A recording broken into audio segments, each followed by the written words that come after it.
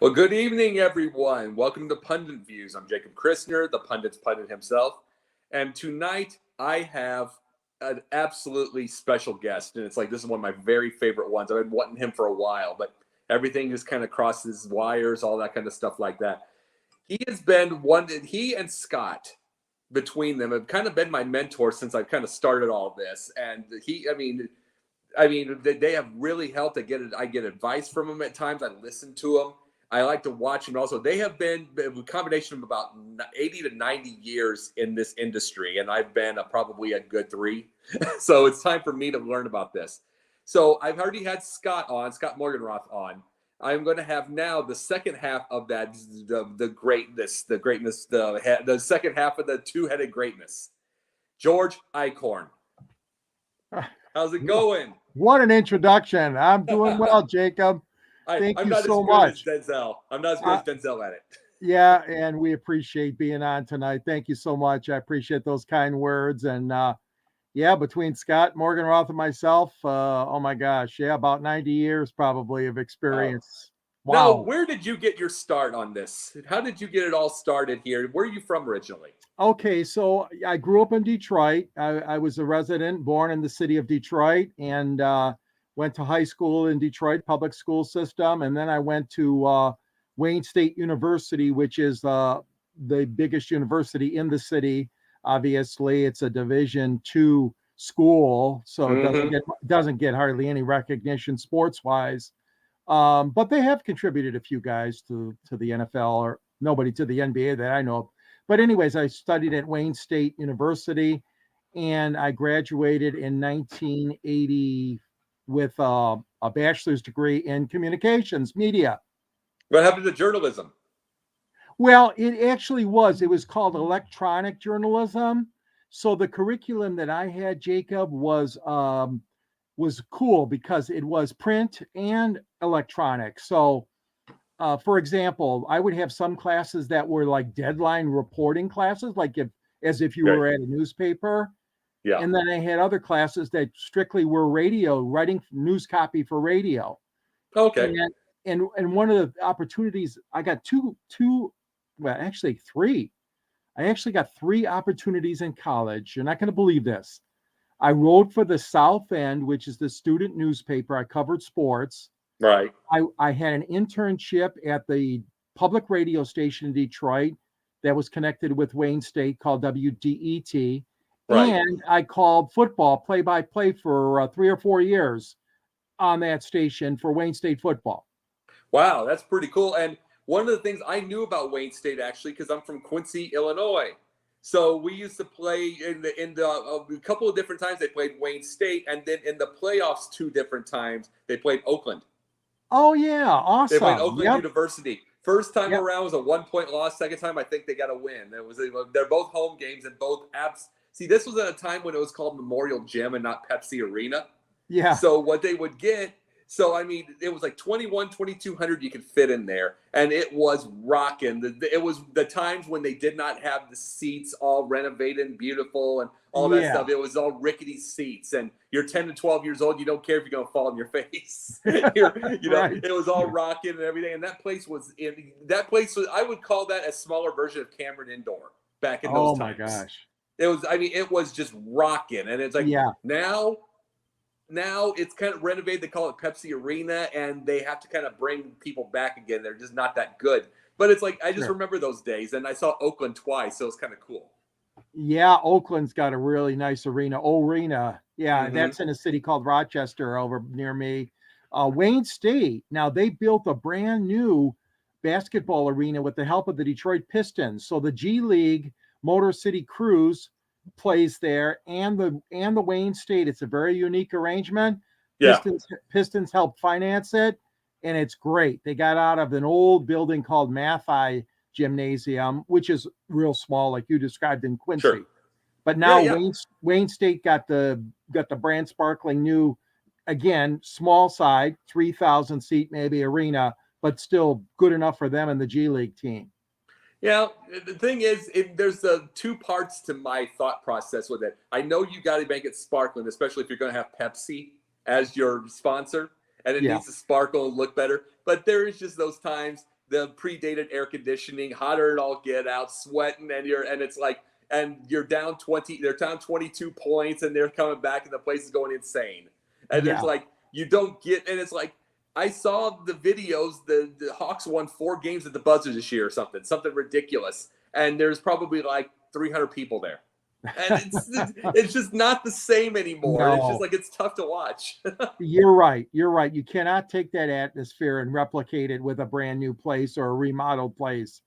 I agree with you. Those sweaty gymnasiums, high school, I had that at high school at Denby High School in Detroit. Yep. Oh yeah, absolutely. So overall, then where was your first after college? And you said you went to Wayne State. I went to Wayne State University, yeah, and I actually my first job, a couple of them. The first one was a bowling, believe it or not, a bowling newspaper hired me as the associate editor. Like a news, was it a whole newspaper? Was it like a newsletter, or what was it? Well, no, it was an actual newspaper. Bowling, Detroit has been one of the, us and St. Louis, the two biggest bowling towns in America are Detroit and St. Louis, if you didn't know. Yeah. The Hall of Fame is in St. Louis, so they get the edge over Detroit. But I knew this guy that ran the newspaper, and he was the publisher, and he hired me as associate editor, didn't pay much. Then I got a job also with the Detroit Monitor, which I'm still writing for after all these years. I started in 79. My first article appeared in 1979 in a weekly paper called the Detroit Downtown Monitor. And I'm born in 78. I was born in 78, so that says it. There you go. My first article, and actually I lucked into that job because the sports writer went away to college. Actually, he didn't go very far. He went to U of M and moved to Ann Arbor, but he didn't want to write anymore. So then the editor hired me as the sports columnist in the Detroit Monitor, and didn't pay him too much, but it was a lot of fun. It got me into a lot of places, a lot of credentials. And that's great. And it's like, and I want to ask you this question. Like I said, I like to ask you questions. Sure. And Scott, both questions and everything. We're going to ask this while it's on the air and all that kind of stuff. I remember the years I wanted to be able to get in, because I worked at like Fox 61 Chattanooga, like for a short time as an intern. Yeah. And that went very interestingly when they were done with me the minute that I was doing the I was doing a teleprompter one night, fell asleep. Oh gosh. Yeah. and then the things are going off the birds are going off the page. You remember how those went? When you turned the little wheel and yeah. I think they were done with me after that. But no, I wanted to ask this part. How did one become a physical editor? Not an editor of the newspaper by itself that you have to come up with the stories, but how does one become an editor? Because I'll tell you this, I was reading at 3 and spelling at 4. I spot everything. I spot every period, every spelling mistake. I spot it all better than the editor in your whole world. So I'm just being cocky with it because I know I am. So I'm going to say this. How in the world did I not even get an interview? How did it? Is there some kind of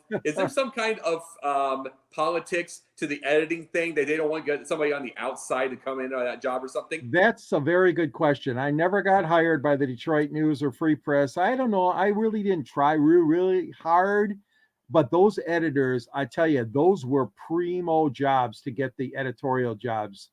Yeah, and you're right. It is a very tough position, and you have those skills. You just admitted it.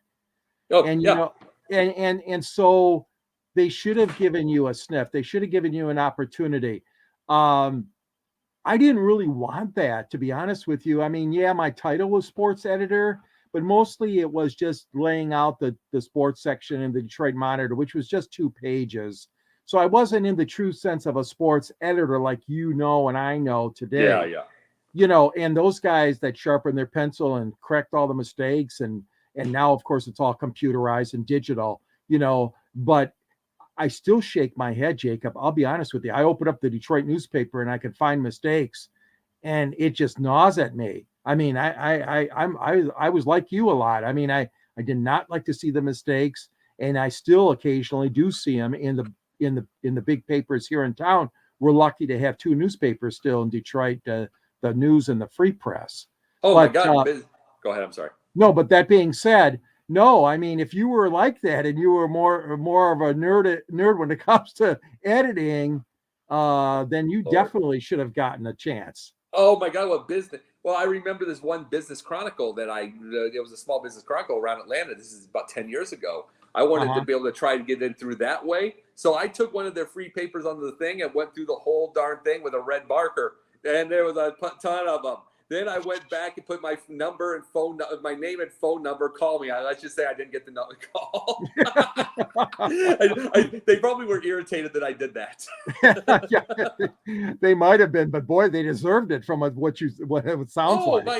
Well, it's lazy. It's lazy to be a bad speller. To me, it is. It's like maybe I'm a master speller. Maybe that's my thing. Maybe not everybody is. You can go use spell check. But to me, it's lazy if you're going to be doing something like this, that your paper where people get paid, 60, 70 grand or whatever, 50 grand, whatever, and it's lazy and they let for mistakes. I have a fellow named Roger Smith who has been editing my stories for years and years and years. And trust me, I am not happy to tell you there are many times when he says, George, what are you saying? Did you know that you misspelled Sergei Fedorov? And, you forgot the right name for Juan Guzman or whatever it was. I mean, and Roger has said, and Roger, thank you. Roger is still there after all these years at the Monitor, and he saved my butt many, many times from, errors that I've made. So I know what you're talking about. Fedorov, Fedorov. This is in case you missed on that. Yep. Oh, and yeah. But no, and like I said, I've been through that. But trust me, even on my columns, my stories, Roger has done a great job watching over my stuff. Oh yeah, I remember when I was in school, I was in typing class. It was during the time of computers. This is one of the first few years, the first 3 or 4 years of computers they did instead of the typewriter. So I get in there. I was always so cocky with my spelling, and I didn't even have that great of grades in school. But I just had to have the one thing. So I get in there, and he says, okay, you're going to type it out. Okay, do spell check. No. Do spell check. No. I mean, everybody else would do spell check. I wouldn't push that button. Finally goes up to me one day, why don't you do spell check? Because I don't have to. It's right. No, you do this. You do that. I mean, he thinks I'm being a smart ass, which I am. Yeah. And it's like, and he's like, no. And it's like, no. And I said, sir, it's right. He looked and he'd get pissed off. Finally, he says to me, okay, I'll give you a deal. I'm not going to give you will not follow my directions. I'm not going to give you an A. I'm not even going to give you a B because you won't follow directions. But I'll give you a deal. I will give you a C if you do this and do not miss one word all year. But if you miss one word the rest of the year, you're getting an F. I said, my gosh. Yeah, I'm not kidding. He did that to me. I didn't miss a word. He had to give me the C. Yeah, he had to give me the C. Good for you, Jacob. My goodness. But it's like, I could have easily just followed the directions, get the A or B. I didn't. I already knew it was right. I'm better than the damn spell check. Yeah, right. But I didn't miss a word. But it's like I think I get that way sometimes. I was like when you have that skill. Yeah. But no. But where you? But you did this type of stuff. You've been an editor, correct? Been an editor, and then I also dabbled, in the broadcasting part, in which we didn't talk about yet.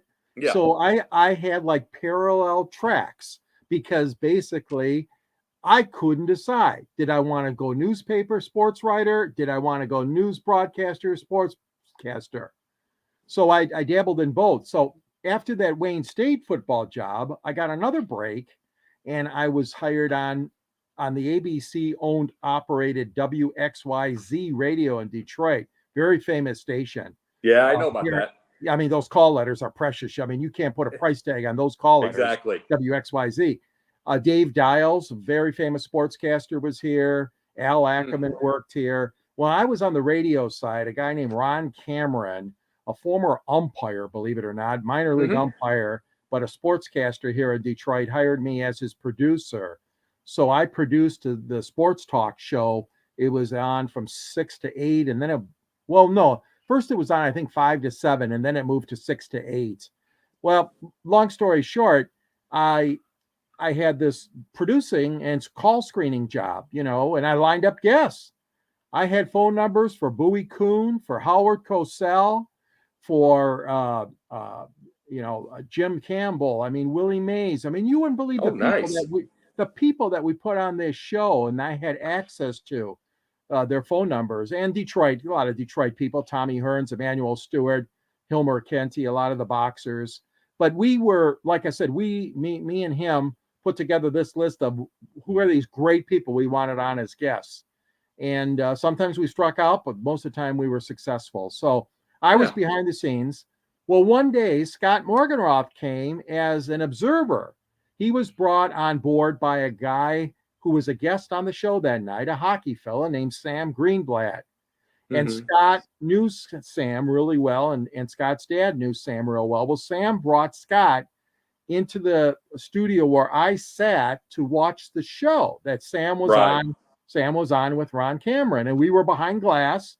And then I got to meet Scott 43 years ago, and the rest is history. So he came as a observer the first time, and then actually he got to learn how this production work was done behind the scenes, and he became my backup, my fill-in producer. And eventually when I left, he took over for a while. So, this was again at WXYZ, ABC owned and operated radio. And that's cool. A short story here. Dick Vitale. Now get this, Dick Vitale, who had never done broadcasts before this, Jacob. Yeah. Ron Cameron knew him really well, and he was the University of Detroit Titans college basketball coach before he coached the Pistons. And so anyways, they struck up a friendship, Ron and Vitale, and Vitale asked how about if I be a substitute at the station? And I think, this guy, Ron Cameron, is the one that pushed Vitale into trying. Well, he came on as a guest occasionally, but he came on as a host. This is the very first time he ever hosted a program, was on my station, our station, WXYZ. And now look at him. Cool. And now look at him. Look at him now, as they say, right? And Vitale, and this is the thing. You could tell Vitale enjoyed broadcasting more than he did coaching. Because, yes. I mean, by far, because Vitale is he is a ridiculous, high energy, high impact type of guy. And yet other than the cancer, he's been very healthy for years. He does coaching like about 4 or 5 years. He has ulcers. He had to have Pepto-Bismol. He had to have like milk and magnesia right next to his bench. He admitted this himself, but he did broadcasting, and it's like, and he just nothing but enjoyed it. And it's like, and it shows what the job will do for somebody. Right, exactly. And even the Detroit Pistons owner, Bill Davidson, had to tell him, no, we can't even keep you anymore, because he was so high-strung after every game, win or lose. Especially the Pistons were losers. Yeah, that sounds familiar. I know that. Yeah. I mean, the last. I remember when they won, though. So I mean, no. Yeah, and I don't want to dwell on that, but I mean, Dick had a very bad stretch with the Pistons. Conversely, though, he was great at University of Detroit Mercy. He got them into the NCAA several times, the tournament. And produced great guys, John Long and Terry Tyler and Earl Curitan, and a lot of guys were onto the NBA because of Vitale and his assistant coach named Smokey Gaines.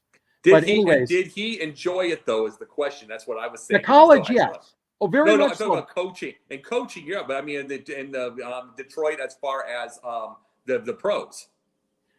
Well, yeah, I mean, when he first started out, I mean, that was the Pistons were just that was to me that was a great hiring to me.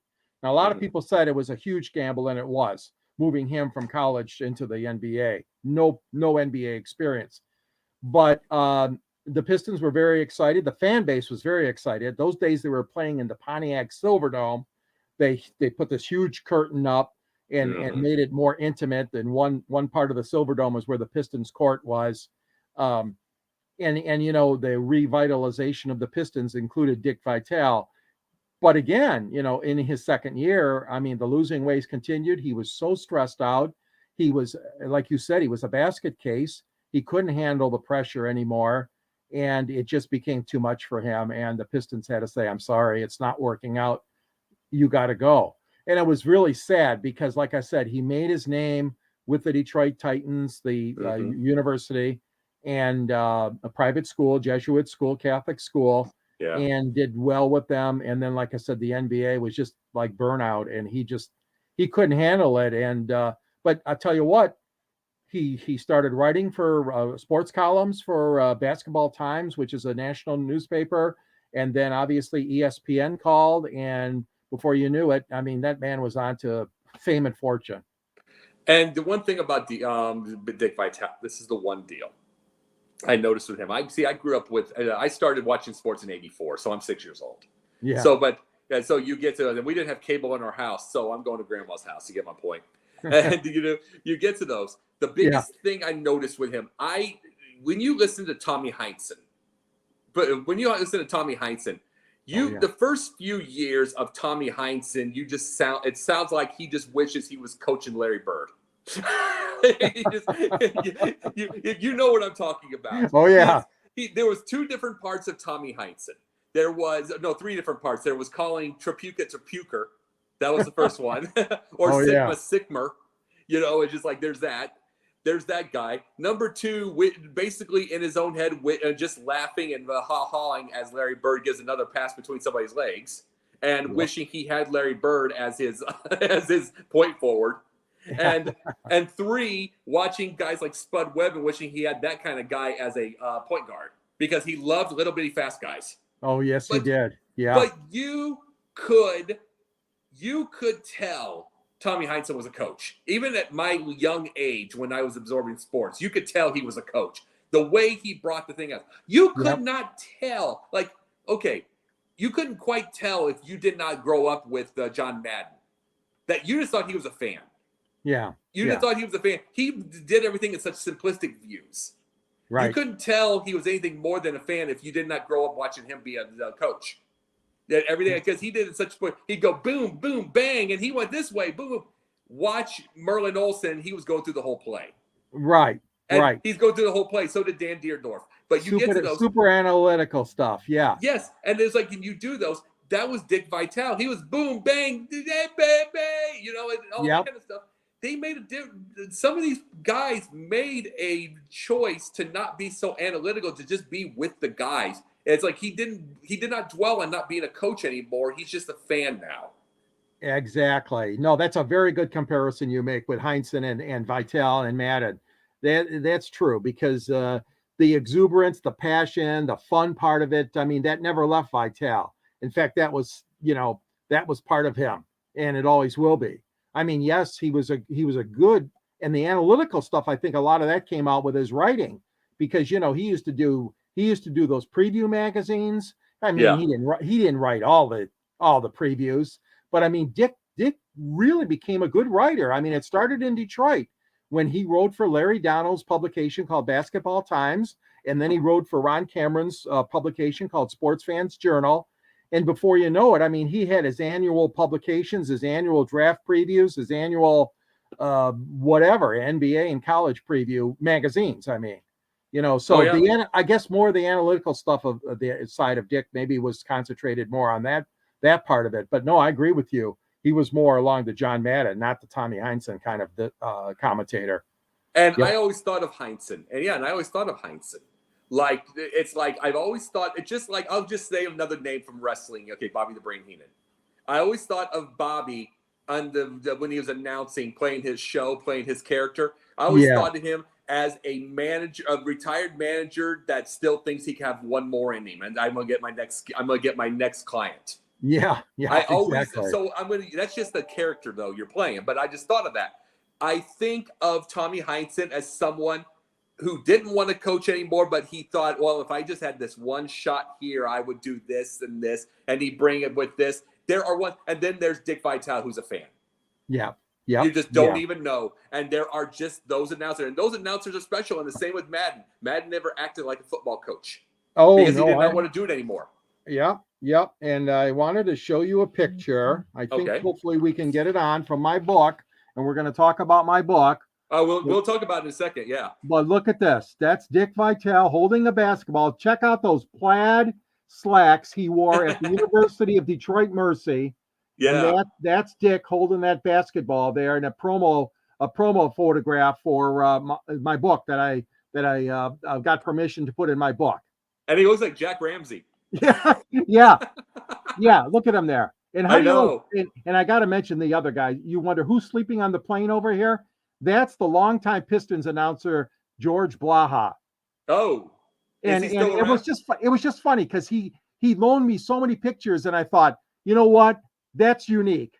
The guy's sleeping on one of many NBA trips that he took, sleeping on the Pistons private jet. And I thought, you know what? I'm putting that one in my book too. Is George still around? Oh yes. Oh God, yes. He's been 50 years almost. I'm going to tell you a quick story. A lot of us are very hurt and very upset, Jacob, that the Naismith Basketball Hall of Fame has not honored him with the Kurt Gowdy Award. George has been doing it for almost 50 years here in Detroit. And I'm sorry, but it's high time that he got the honor. So now people have nominated him over the years, and I'm not trying to complain because people nominate people for all kinds of awards. But this man deserves the Gowdy Award. Come on. They're giving it now. They're giving it to other contemporaries. And don't get me wrong, Doris Burke, she deserves it.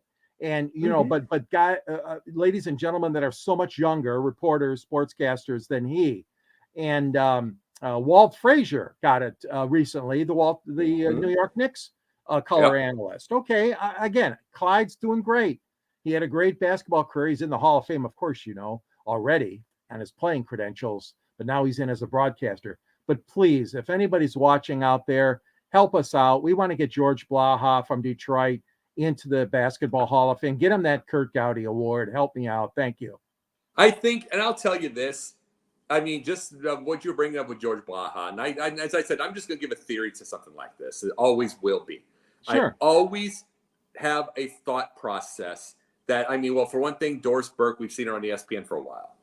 You know, and then you want to know Walt Clyde Frazier, guess what? He's been in New York forever. That's just the media capital of the world. What is Detroit? Does it suck? Yeah. Does it suck? Yes. Does it terrible? Yes. I mean, is it not fair? Absolutely. Especially when you work as hard as that thing is. Like, you guys deserve the Gowdy. I'm telling you for what you guys do. You know what I mean? Yeah. You guys deserve it. You and Scott do. Well, thank you. I appreciate the flattery, but I agree with you. I mean, Detroit is a mid-market, and we used to be in the top 6 in the cities population-wise in this country, but we have lost so many people. We went from 2 million to about 700,000. So I know our market size has shrunk, but that doesn't matter. George, voice of the bad boys. Okay, they won 2 championships, and then we won one with Wallace and Chauncey and those guys, Tayshaun. So I mean, George has called 3 championships. The thing is, though, George has never called national play-by-play. He was never on loan to the networks. There you go. Another reason some people say Heinsohn was all the time. Oh, exactly. Yeah, Heinsohn wasn't, and you got Rick Barry, and you got a lot of these guys that have, you know, and of course, you know, Rick I know, Barry. I know, I had to mention that. And of course, guys like Dick Stockton and Musburger and those guys that have called the NBA. I mean, Enberg and Gowdy and you know, Al Michaels, and I mean, there's the list is a mile long. Of course, they're going to honor the national guys. I know that, but anyways, I'll get up my soapbox. No. I keep your soapbox around, but I'm like, you brought up Rick Barry, and now I'm like, I don't horrible. think Jacob. I don't think he ever won that award. Thank goodness he didn't deserve it. No, my God. I mean, No. it's like they would have laughed at him. It would have just been like, Yeah. because I heard him with Bill Russell, and you talk about two guys who wanted to kill each other. Oh. It sounded like it, and it sounded like it. Oh yeah. Oh yeah. When those two were on, they were on ABC. Oh gosh, yeah. Yeah. Oh, and it was just terrible to listen to. It's terrible to listen to those games. But I wanted to say this. Now that we were going to bring this part, I want to get to this thing. You have a book, and we were talking about that book there. I wanted to say this. What got you interested in? I mean, who did you have this interest in your head to write that book that you've got in your hand right now? Or did you, or did someone get you up to this or whatever? Because I know you've got a special forward there. I do. I have a special forward by my longtime friend and Scott's friend as well, Ernie Harwell, the late Ernie Harwell. Yeah. I'll tell you what, I wrote a column for the Detroit Monitor every week, Jacob, for years and years and years. It was called Sports on Television. Yeah. And I loved it. I could be a critic.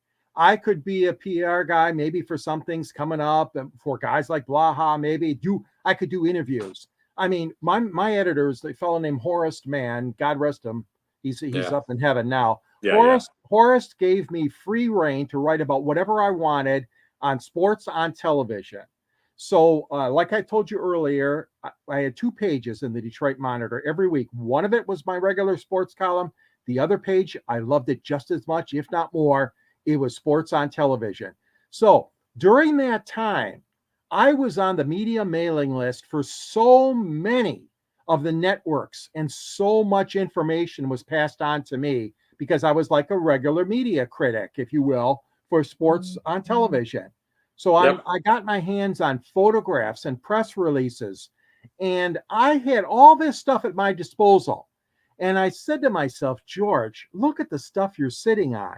Not only the Detroit guys and the Michigan guys that have been on the air, but you have access to all the national guys as well. And when I say national, Jacob, I'm only interested in the guys that started in Michigan: Dan Deerdorf, Dick Vitale, Gus Johnson, Mike Emmerich, I'm talking about, and of course, so many others. And then we had guys that formerly played for Detroit or Michigan teams. Wayne Walker of the Lions went on to CBS television.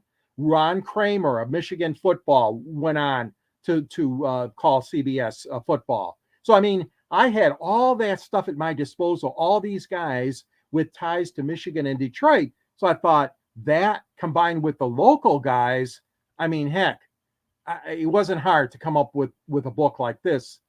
And I got a lot of support too from people here in Detroit that loaned me photographs and stories too. By the way, Will's got a question for you. Will, thank you. Is there one athlete or person you wish you could have interviewed, dead or alive? Yeah, I do have to tell you, and that guy was Mickey Mantle. I started following the Detroit Tigers in baseball back in 1967, and wouldn't you know, Mickey hung it up, I believe, after the 68 season. And Mickey Mantle would have been one of the guys that, obviously came through Detroit, if you will, to play the Tigers. He wasn't from here, obviously, but I have to look back and I got to say, yeah, that would have been one hell of an interview. I wish I could have sat down with Mantle, because there would have been a lot of questions I would have wanted to ask him, especially in relationship to, if you guys don't remember, Denny McClain, who won 31 games for us in 68, served up a fat one, a gopher ball to Mantle so he could break. I'm not sure who he surpassed in the all-time total with that home run, but it was something that McClain won't want to admit for a long time. But yeah, he served a fat one, a juicy one up to the Mick. And, Mick told him exactly where he wanted it in the strike zone at Tiger Stadium. But anyways, that was just my Mickey Mantle. I would have loved to interview him. Mickey, I'll tell you this, though. Yeah. I'll tell you this, though. Mickey, you talk about those types. And I'm going to ask this. You think about this, though. He had to come through because it was the American League. This is not American versus National League at the time. Knowing that there was during the time that there was not a whole, otherwise the trades. There was trades instead of free agency and all that stuff. Yep. Do you ever get into your head that what if there was a bit of free agency and what if there's a little more power for the players back then? You could have possibly seen a Mickey Mantle of Detroit and all those things. Or do you like the idea of the old times when, you had a little more, what's a good word to say? A little more loyalty. Loyalty and longevity. Jacob, I long for those days. So I'm old fashioned in that regard. The trades were fine. The Tigers were not pretty. The Tigers, Harvey Keene for Rocky Colavito. I mean, that was an unbelievable trade back in the day. But I mean, for the most, and Denny McLain. Let's talk about that. They traded Denny McLain to the Washington Senators. And listen to and they got quite a haul back. They got Joe Coleman, who became a 20-game winner in Detroit. Aurelio Rodriguez, one of the best gloves I've seen outside of Brooks Robinson in that era at third base, and a slinky Joe Brinkman at shortstop, who was a hell of a player. And these are guys that Billy Martin managed when the Tigers won the half pennant, the division, back in 71, I believe it was. Anyways, go ahead. Anyways, I long more for that. I mean, Al Kaline spending his whole career in Detroit. Steve Yzerman spending his whole career in Detroit. Yes. I mean, to think that Gordie Howe, listen to this. Gordie Howe sort of pulled a fast one on the Red Wings, because Gordie Howe officially retired from the Red Wings and was given a front office job. But after, I believe it was less than a year, he said, screw this. I want to play in Hartford. You made me vice president of what? Yeah. He felt like a mushroom, like they were throwing what crap on him in the corner, in the dark corner of Olympia Stadium where he worked. He had an office. Yeah. So Gordie, as you probably know, then teamed up with his boys and played for the Houston Aeros and the WHA and also the New England Whalers. And Hartford, and became the Hartford Whalers, correct. So he ended up back in the NHL, as you know. But 52 years old, he was out of the 52 years old, he retired. Yeah, but that was his choice. When he left the Red Wings, that was his choice. But most of these guys like Lou Whitaker, Alan Trammell, Al Kaline, Isaiah Thomas, Joe Dumars, they never got traded. They were here forever. And I get it. And I get this because I had the Bears, and I had the Bears in the 80s. And it's like I had the whole offensive line was 10 years. 10 years. I got 8 of them. Of them. Same offensive line. Yep. Yeah, the same offensive line. The same defensive line outside of a couple of replacements for 10 years. They ended in like 9. I got 9 years of it. It was like 93 when it was all gone. Was Jim McMahon there most of those years? He was there till 88. And then he finished in 88, and they traded him to San Diego, which was the stupidest trade I've ever seen in my life. I remember that was not a popular move. No. Well, that was stupid. Well, Jim McMahon to me is the absolute smartest quarterback for his punk style that I've ever seen in my life. Yes, punk style's a good word for it. They did plays, and here's what I was talking about. I watched that game with San Francisco this year, the NFC title game. Yeah. And they lost all their quarterbacks, and they had to bring a guy back in that had a popped elbow and couldn't hardly throw it anymore. And Brock Purdy, and they had this. Right, but Purdy, yeah. Mike Ditka's, not saying Mike Ditka did anything, because Ed Hughes sure as hell wasn't making any plays. That was McMahon and Peyton doing all that kind of stuff out there. And the thing is, if McMahon and Peyton are thinking of these things that you see now, the reversals, Peyton throwing to McMahon for a touchdown, where in the hell was Shanahan? Yeah. What was where is the genius? Exactly. Where's the genius of this? This is 40 years later of all of this. Where is this? It's like, why are you running it up the middle 3 different times? Oh, I'm out of ideas. Meanwhile, you've got the Bears 40 years ago in an era that didn't even have passing, doing reversals and double reversals and doing that stuff under McMahon and Peyton. And it's like, that's not like Ditka. I love Ditka as a coach, but he was not an offensive minded guy. Oh gosh, no. No, he wasn't an offensive minded guy. So it's like, that's McMahon out there doing that. Ed Hughes was a quarterback in the 30s. Yeah. He's a quarterback in the 30s, like 1938. Right. He is not making those plays. Yeah, for sure. It's like, if that's the case, Shanahan has the ability. Where was that? Here's the thing. You're down 14 points. Why not give them a shot? Why not do a couple Try reverses with something different. Exactly. yes. It's like, I okay, you mean, get picked off, big deal. right, right. What do you got to lose? Yeah. As they say. I mean, really. But yeah, I mean, McMahon was a great, great guy. I mean, wild, crazy guy, of course. The headbands and all that. But he was Oh, something else. see, the thing is, it's like, I look at it all now. It's like you've got Dan Campbell, and I'm looking forward to seeing what they do with that. And I think the Bears and the Lions eventually. Now, I think the Lions go first before the Bears do. It's I because think I so. still don't trust that they did Justin Fields right. I don't trust it. Right. You've seen me from the get-go through this whole thing. I'm not just being a BSer with this whole thing with Justin Fields. I'm not happy. I love the kid, but I'm not happy with the way the fans wanted him forced in. Not happy with how they've done it. No system for him. Oh no, I agree. I agree with you. Yeah, Yeah. it's not been handled the best way it should be. That's Give for him Dan darn sure. Campbell, and he gives him everything. Yeah, yeah. And But you got a good, valuable quarterback, no question about it. A very good leader too. He is, and they could screw him. Tremendous raw talent. Yeah, and they could screw him though. That's the whole point. And I know. and it's like they could screw him, and it could get to a point where Mitchell Trubisky would be there longer, and Justin Fields if he has another bad year, and there was no reason for this. Right. No reason, none. Yeah. And no reason. It's like all you have to do is sit him for a year. I mean, you tell me Andy Dalton couldn't win 6 alone? Andy Dalton? You tell me he couldn't win 6 alone? I mean, he's the greatest, but I mean, the guy could throw 375 sometimes. Yeah, exactly. He can't do 6 alone. I mean, Justin Fields averages 155 yards a game.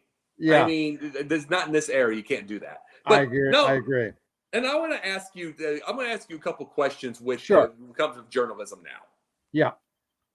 We're going to wake up tomorrow. You have been in journalism over the 40 some odd years. Yep. Correct? Yep. You've been in journalism. I'm just going to give it to you right now. I'm going to give it. I will say we'll pick at anything. Fox, CNN, MSNBC, PMSNBC, any of those types. You know what I'm saying? Any of those absurdity related news things. Now, Scott brings up Frank Reynolds a lot. You know who that is. Yeah. Now, I'm going to bring this. Do you think that you would act like if you would get the reins of those big networks that you'd try to be like Frank Reynolds again and try to bring the truth to the journalism? If I had the reins, I sure as hell would. I'll be honest with you. I definitely would. Look what's happened. I mean, even on the local stations, I mean, we give sports like 2 or 3 minutes. The stories that were missing, the in-depth features were missing on sports.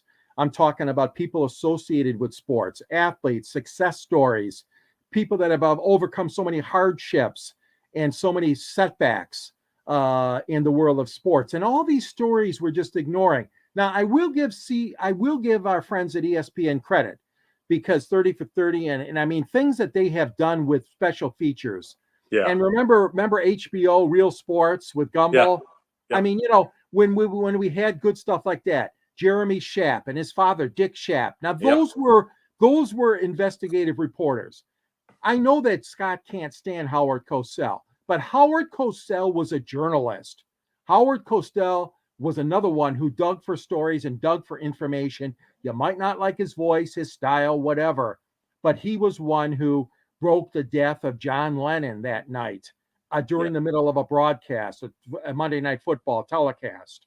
Mm-hmm. I'll never forget when Frank Reynolds, I'm glad you mentioned his name. He was on the air live when President Reagan was shot outside that Washington, D.C. hotel where he gave that speech by a fellow named John Hinckley. Yeah. And they were live on the air. And they were talking about the people who were shot. One of them was Press Secretary James Brady, as you remember. Yep. And James Brady was in very, very serious condition at the hospital. He got the full front, even more so than Reagan did, and the 2 cops that I believe were shot. Well, one of them might have been a Secret Service and one was a DC cop. So there were 4 of them that were shot. Frank Reynolds got some misinformation from his producers. It was really bad. He told the nation that Brady was dead. And the look on Frank's face when he was given further information and clarification, in fact, Brady had not died. He was still in very critical condition, and they had him on the operating table. But he took off his glasses and he said, folks, we got to get this right. We got to get this right. And he was just livid with the people at ABC News behind the scenes that was feeding him this false information that Jim Brady had died. Yeah. And I'll never forget that. And I have the utmost regard. I'm glad Scott mentioned him and you mentioned him, because Frank Reynolds is one of my all-time favorites. And another fella too, by the name of Jim McKay. Yep. Okay. I remember much. I think everything you bring up, I get the feeling that's why he loves pundits so much. Scott does. I think that's why he does, is because we're not doing investigative journalism, but we're seeing real stories. Yeah. Yep. Bringing real stories to the thing. And you know what it is? What I enjoy with it, and that's why before we got Jordan, I'm very happy to have Jordan Long on now. I think he does a really good job. Yeah. It's like, but when we were asking you, before I asked you first, and the thing is, and I was proud of that thing, but the idea of that kind of deal is just the fact that we're not doing a story based off of a Republican or Democrat or anything. Yeah. We're not doing it. It's like, we're not doing it to get it because, we want it like this. It is because it's not fair, or it is, or there's this, or it's like, guess what? It does not matter if it's been on Fox. It does not matter if it's been on CNN. It doesn't matter. And this is where I ask you these questions on this, because I'm tired of this common sense being politicized. Yeah. I agree. No, there's just not enough common sense journalism. There's not enough fairness. We all know that in today's journalism. But as far as sports journalism goes, oh my gosh. I mean, it is so lacking. I mean, what happened? What happened? Well, I think what happened is they got caught up in the craze of everything's got to be instantaneous. Everything's got to be lighthearted. Everything's got to be funny, or you got to find a character or whatever they're looking for, a personality. Those people are important. Don't get me wrong. We just talked about one, Jim McMahon. And I got one here in Detroit, Mark the Bird Fitterich. Yeah, that's all good. 76. That's all good. But there's other stories that are important as well. And I think, even though Detroit is now mostly a mid-market area, I think the newspapers in here town have done a decent job at writing more journalistic pieces. I mean, we got Pulitzer Prizes that have been won by both our newspapers in town in Detroit. You got a guy like Mitch Albom, who has a lot of respect. Mitch is a very thought-provoking journalist and author and broadcaster. Tuesdays with Maury. I love that movie, by the way. Yep. And we got somebody like him here. God rest his soul. We just lost a great one, Jerry Green. Mm-hmm. Jerry Green wasn't afraid to take on the Lions, Pistons, Tigers, Red Wings. He told it like it is. Jerry Green, 94 years old. God bless you. You're now in the upper parts, I hope. And I knew Jerry Green was going. I knew he was going the minute he wasn't going to the Super Bowl. I knew his time. I knew it was time. Exactly, Jacob. 56. We can't say that enough. 56 straight Super Bowls before he missed February's game, the last Super Bowl. And you knew it was time, because that's probably a time he's probably going to hospice or something. Yes, he was in hospice. He wasn't actually in hospice, but he was at a senior living place. But he had to breathe with had tube for oxygen and everything. He just wasn't looking very sharp. But I didn't think he would go this quickly after that Super Bowl. I was shocked that it happened that soon, because they had just moved him into this nice senior assisted living place.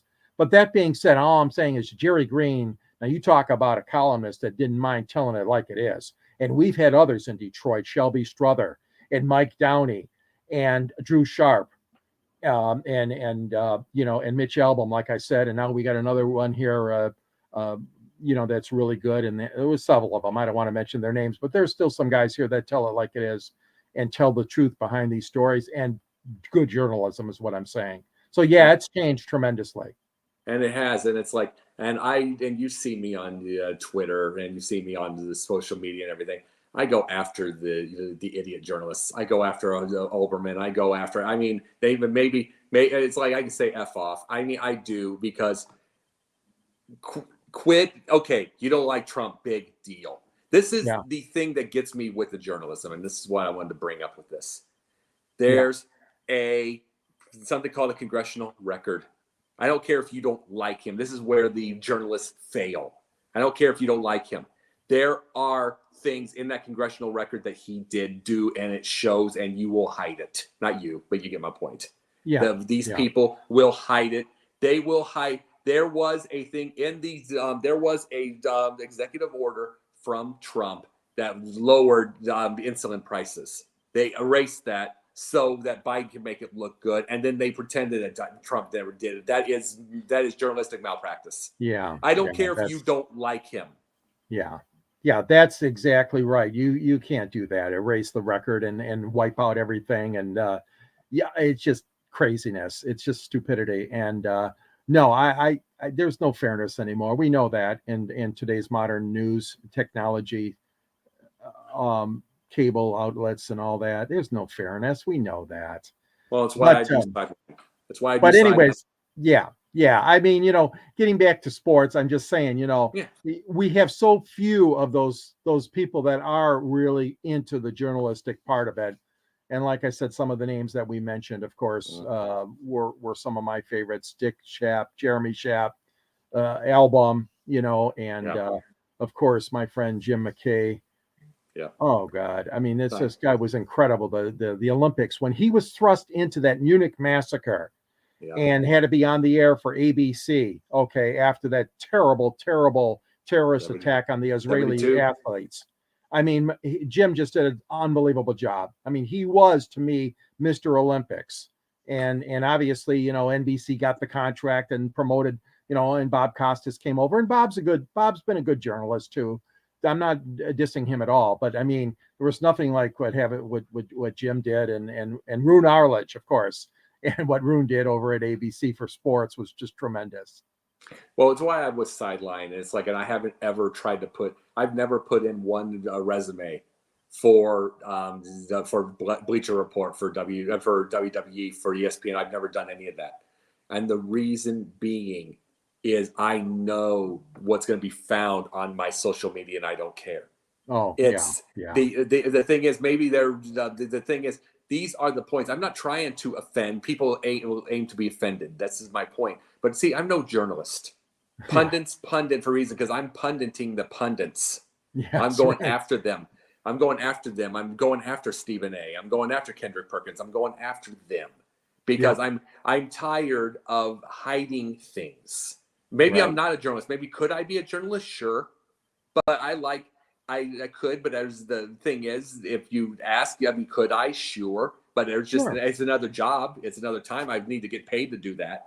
But I have a respect for actual journalists that are doing their job. And the one thing about Sideline that I know, maybe it is a startup, but I'm not going to get called I'm not going to get called to erase something. I'm not going to call to apologize, because it wouldn't happen anyway. But I'm not going to.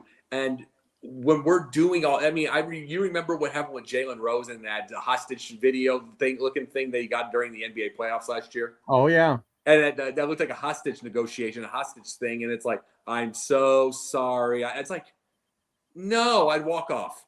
Yeah, I know. It's like, guess what? Money's a cage. I want plenty of money in my life, but money can be such a cage. Yes. To your mind and to your everything. And it's like, Jalen Rose has said a lot worse that he's allowed to say. But then he said something that they didn't agree with. That's what I didn't like. Yeah. And it's like, you either got to give him the whole thing or none of it. Right. Yeah, exactly. And don't play this, that little game that they love to play. I mean, it's I can't stand it either. And George, this is the thing. It's like, I want you, before we go tonight, I want you to show your book. And okay. I want you to show that. Okay. So and just a little bit more on it.